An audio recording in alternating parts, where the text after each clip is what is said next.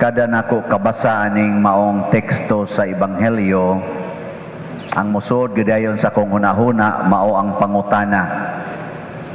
Samang pangutanaha, kinsa may mas buutan, ang yawa o kita nanimba karon? Tubaga ko na ninyo, kinsa may mas buutan, ang yawa o kitang nanimba? Kinsay moingon nga ang mas buutan, kitang nanimba? Taas ang kamot. Unsa mo, wa mo kasiguro? Wa mo kailag yawa? Yawa ba? Kinsa may mas buutan, ang yawa o kitang nanimba?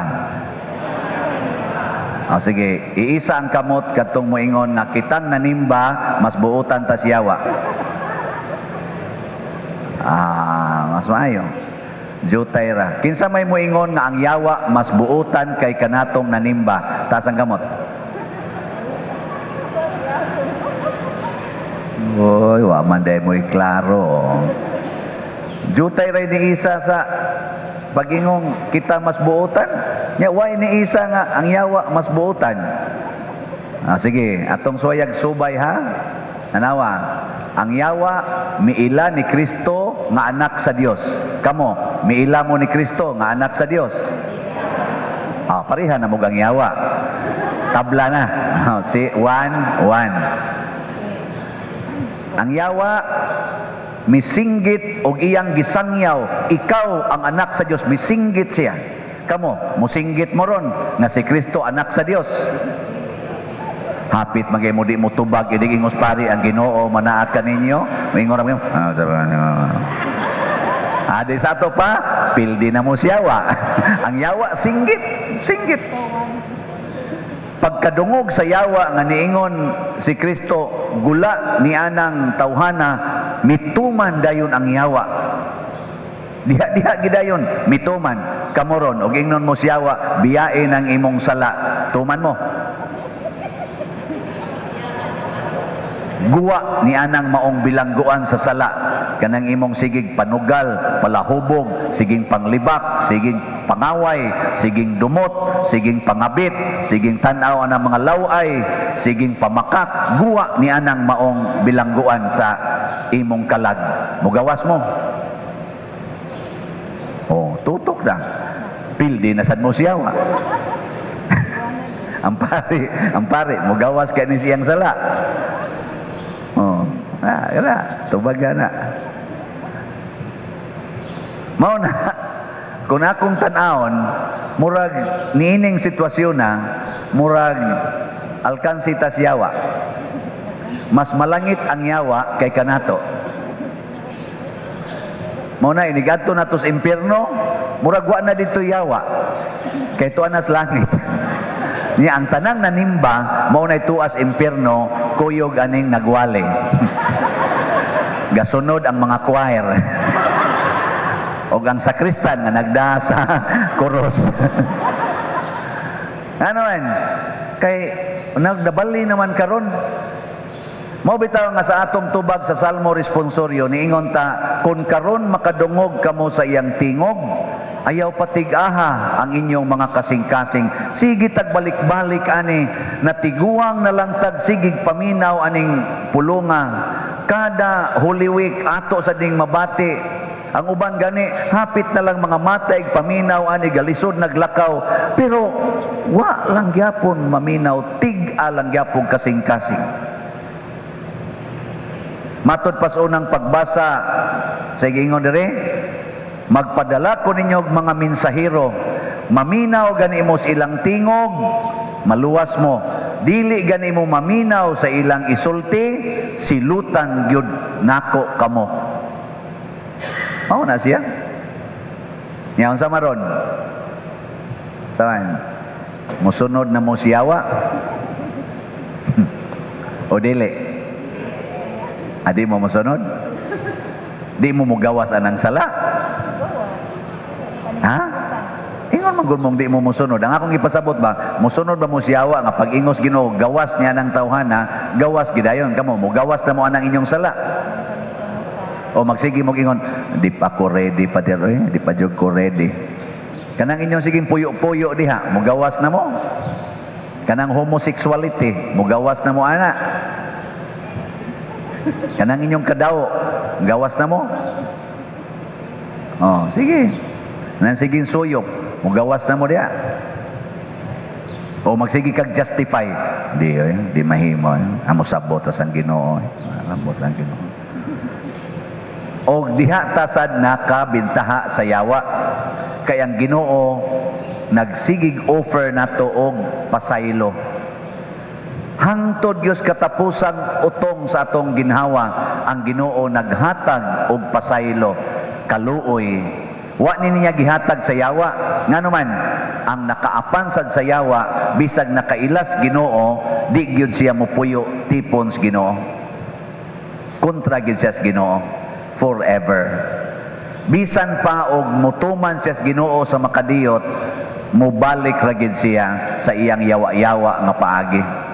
Mao man bitaw nga kon magmagahi kita sa atong kasing-kasing, maliwat kita sa yawa, yawaan kita.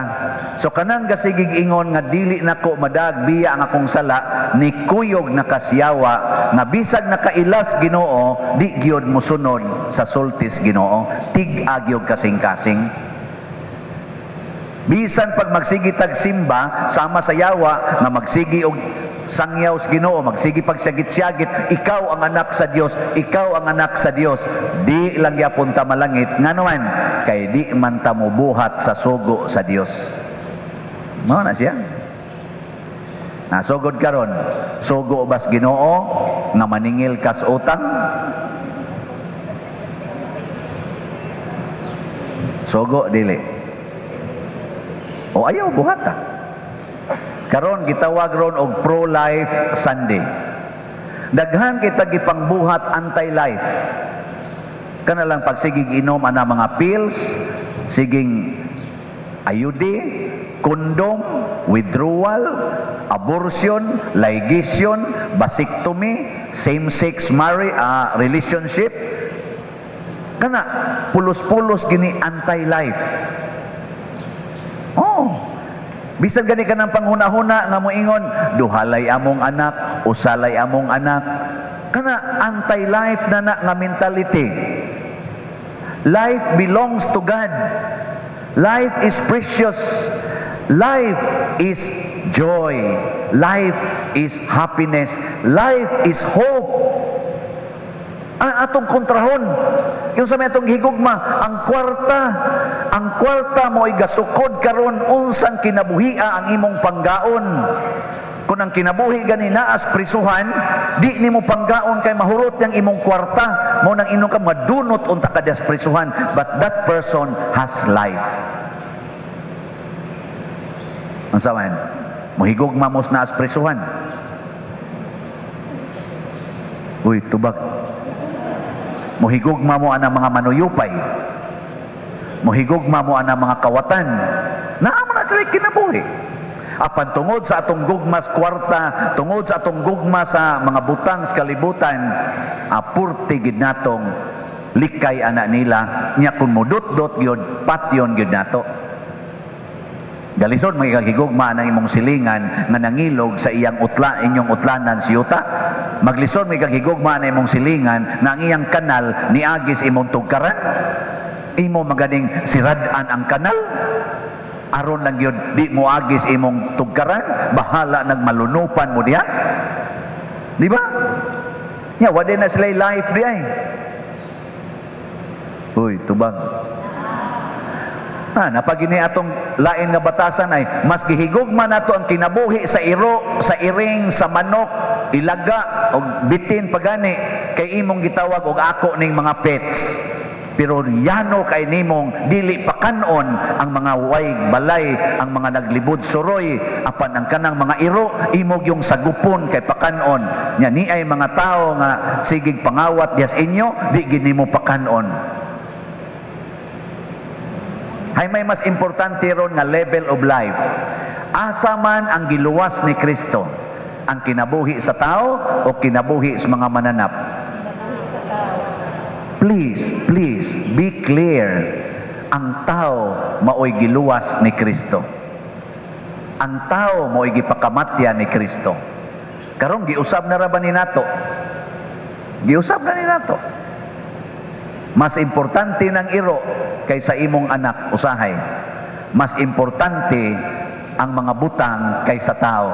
Mas importante ang cellphone kaysa ginikanan. Mo na mga anak, sige nalagtan-aw cellphone, wa na'y tagad-tagad sa ginikanan. Mas importante ang computer kaysa ginikanan. Mas importante ang akong cellphone kaysa akong bana. Muna selfie gyud ko, selfie gyud. Tarong-tarong ana diri, dawal-dawal anang dila, lisngag-lisngag ana mga simod. Unya i-upload dayon aron daghan ang mulike. Apil pag-like ning gawali. Sulob-sulob anang mga short, TikTok, kiay anang naapakita-kita anang ilang dughan o ilang pusod nya i-upload dayon sa TikTok. Mutan-aw ra basag ko usahay. Kana importante na kay na nato ron. Importante na kay na. Pero ang bana di gyud kiay-kiayan. Dito kiay-kiay sa imong bana, ayaw nag-i-upload sa Facebook kay daghan dihang matintal. Mailog na noong ka. Mawa na no na imong bana. Ni ayaw kumpiyansa kay tuwa ra ba siga kiay-kiay dito nga posible sad mutabok ang imong bana dito. Kinabitay to the max na ni. Di ba? Yeah, is it pro-life o anti-life? Anti-life. Kakun mamabdos na minyo man ka, i-abort ta ni. Suksuki nagkondom diha kay minyo ra ba ka, minyo ra ba ko kaning ato tilaw-tilaw ra ba ni. Pagdagamit gid anang kondom kay pare ra ba ka, madre ra ba ko. Amo na. Simba ko in taon. So mao na pro-life. Nya ang ato rong tema sa atong 500 years of Christianity. Unsa to? Ada ko kay diay. Gifted to give. Ang kinabuhi mo'y the greatest gift nga atong nadawat, i-share na, ayaw nag-idinao. I-share. Meaning love life. And all the gifts related to life, i-share. Ay lingian ang imong tubad. Ingna siya, you are a gift to me. Thank you, you are a gift to me. Nya ang imong nalingian katong nangutang nimo. You are a gift to me. Nya mingon sad siya, gift na tong utang. Ingon siya, sure. Ano? Mas importante ang paghigalaay kaysa kwarta, ha? Mas importante ang atong maayong relasyon kaysa imong mga kabtangan o sa imong dungog. So mo ni ang level of life. Muna sa atong ikaduhang pagbasa, giingon na diri nga kamong mga minyo pag kinabuhi na mo nga murag ulitaw ug daga. Pero ang emphasis ni San Pablo dinhi, kana bang dili na kay kang mabisi, di na kay kang maburden sa mga butang sa kalibutan, kung dili ang imo nang kabisihan ang mga butang nga makapahimuot sa Ginoo. Kamong mga bana ayaw na lipaya ang inyong asawa, lipaya ang Ginoo. Kamong mga asawa ayaw na lipaya ang inyong bana, lipaya ang Ginoo. Kamong mga parishioners ayaw nyo lipaya ang pare. Lipaya ang Ginoo. Kamisang mga pare, di na mo namo lipayon, lipayo namo ang Ginoo. Nakaron unsa may makalipay sa Ginoo para nimo nga asawa? Kung imong sundon ang iyang sugo nga nag-ingon, kinahanglang mo sunod gyud ka sa imong bana sa tanang higayon. So kada nimo sunod sa imong bana nya di jud ka mangaway, lipay kay Ginoo ana. Bisag tamparoson pakas imong bana, moingon din ang Ginoo, ipatamparos lang sang pikas, lipay kay Ginoo ana. Kung sigihan kag kulatas imong bana, nya mosugot ra jud kag kulatahon, lipay kay Ginoo ana. Unsa man say makapalipay sa Ginoo para ninyong mga bana, ingon sunda si Kristo nga naghigugma ug nagpakamatay para sa iyang asawa nga simbahan. Kamo mga bana, bisag luod na ng inyong asawa usahay, nya lami kay ang silingan, nya anha gid mo mututok sa inyong asawa, lipay kay Ginoo ana. Kana bitang muhunong na mo anang inyong pagpangabit, muhunong na mo anang inyong text-text ngadtos uban, kanang inyong lablab ngadtos uban, kanang inyong ingon nga eat na yung ana, wiryo na, mga inana, ihunong na lipay kay Ginoo ana. Saan?